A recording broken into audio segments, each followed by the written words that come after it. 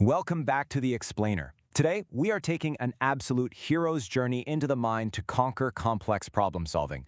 We're going to figure out exactly how to navigate incredibly dense environments by learning to think non-linearly and counterintuitively. So think about launching a tech startup or managing a volatile global supply chain or, even just navigating modern social dynamics. These are highly intricate webs and traditional rules just fall apart here. If you've ever felt like your standard approach just isn't working on a tough problem, well, you're definitely in the right place. Let's get into it. Let's start with what we already know. Traditional logic operates on a strict timeline, right? Think of it like a row of falling dominoes. Event A causes B, which then immediately knocks over C. It's linear, it's highly predictable, and honestly, it is a flawless weapon for simple, closed systems. But what happens when we face a complex, open environment? That clean, predictable timeline completely shatters, and standard logic just breaks down into total chaos. Okay, let's dive into this. Why does common sense fail so spectacularly in complex systems? Well, it happens because our human common sense actually evolved for immediate, localized survival. Things like avoiding a predator or gathering food. It definitely wasn't built for untangling massive global webs of data. In these tangled, interwoven environments, the most obvious solution is frequently wrong. When things are complex, the very intuition that usually keeps us safe actually turns around and works against us. Moving on to Section 1, the linear logic trap. This is exactly where our default everyday way of thinking becomes our biggest vulnerability. Our brains naturally want to find a single, clean origin for a problem so we can just, snip it at the root. But to survive complexity, you have to abandon the straight line entirely. You need to shift your paradigm away from hunting for one single root cause. Instead, imagine a sprawling ecosystem of interacting gears and nodes. You have to learn to navigate that entire web of interacting variables all at once. Which brings us to Section 2, multilinear thinking. So multilinear thinking, what is it? It's the ability to track and manipulate several parallel, intersecting causal chains at once. You aren't just memorizing a sequence of events anymore. You're holding an entire network in your head, observing exactly how different pathways cross and interact in real time. Think of it kind of like a chess grandmaster. They aren't just looking at the single next move. They're seeing the entire board, calculating half a dozen intersecting possibilities simultaneously. And this really illustrates how that ecosystem operates, mostly through three main pillars. First up is the grid. Instead of a straight line, imagine mapping changes across a massive interconnected grid. You might hear people talk about concepts like cellular automata. But in simple terms, this just means complex, beautiful patterns that emerge from simple rules interacting locally, all without any top-down control. The rules apply everywhere simultaneously. Second is systemic versus symptomatic analysis. This means we're looking at the health of the whole network, rather than just zooming in on a single coughing node. And third is parallel processing, which involves holding multiple, even totally contradictory models in your head concurrently, just to see where they finally intersect. So the absolute crucial point here is that a multilinear thinker doesn't just fix the immediate cause. A linear thinker sees a symptom and treats it. But a multilinear thinker, they spot the hidden feedback loops. They see the unintended consequences that ripple across those overlapping architectures. For example, a linear thinker might try to fix a traffic jam by widening one specific street. The multilinear thinker realizes that doing so is just going to funnel 3 times as many cars into a bottleneck a mile away, causing massive gridlock.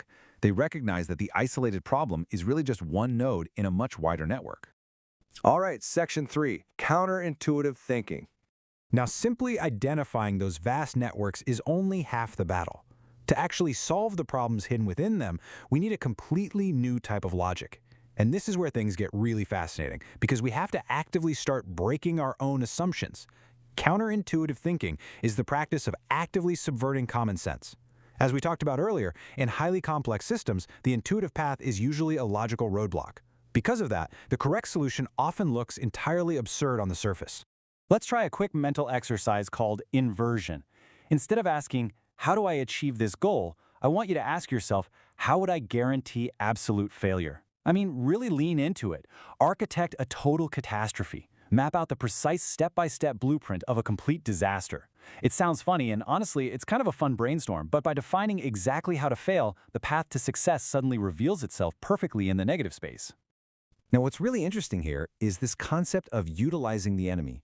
Common sense tells us that we should always eliminate negative variables to improve a situation, right? But sometimes, totally counterintuitively, To fix the signal, you actually have to add noise. Let's ground this with a concrete example from real-time digital signal processing. So, logic heavily suggests that adding random noise would degrade a clean audio signal. Counterintuitively, though, introducing a controlled amount of noise, which is known as dither, is often exactly what's required to preserve fidelity.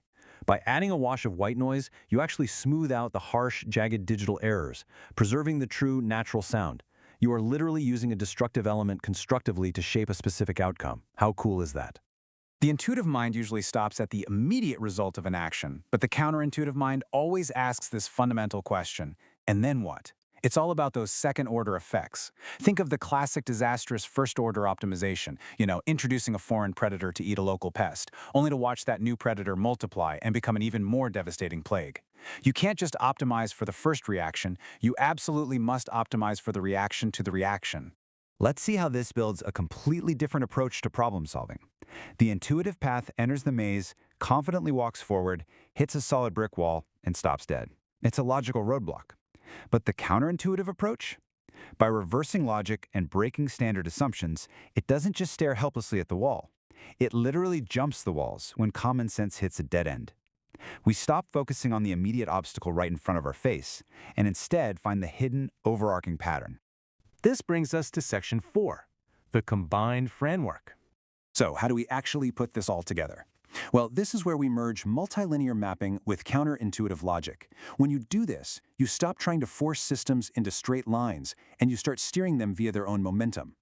Here's your active, 4-step action plan to put this into practice today. Step 1. Define your boundaries. Ask yourself, what are the absolute limits of the system you're looking at? Step 2. Identify the feedback loops. Where are those self-reinforcing cycles happening right beneath the surface? Step 3. Invert your objective. Ask what the exact opposite of your intuition is and genuinely explore what would happen if you actually followed it. And finally, Step 4. Trace the ripples. Look past the immediate result and map out the second and third order effects. Which leads us to our final question for you.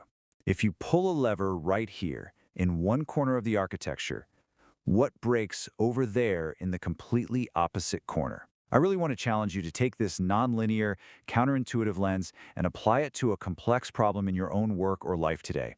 The answers might just look a little absurd at first, but honestly, that's exactly how you know you're on the right track.